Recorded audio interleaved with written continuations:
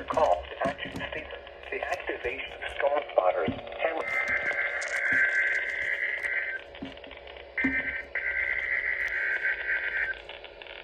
Sounds really weird.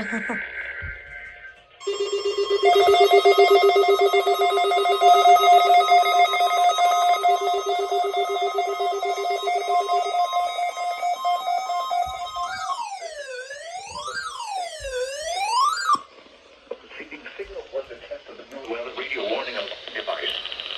During potentially dangerous weather situations, specially built receivers can be automatically activated by the signal to warn of the impending hazard. Of the signal and the receivers' performance are normally conducted by the National Weather Service each Wednesday between 11 a.m. and noon. If there is a threat of severe weather, the test will be postponed to the next available good weather day. Reception of this broadcast, and especially the warning alarm tone, will vary at any given location.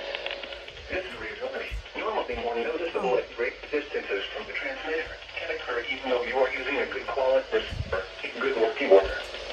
This concludes the weekly test of the new weather warning alarm device.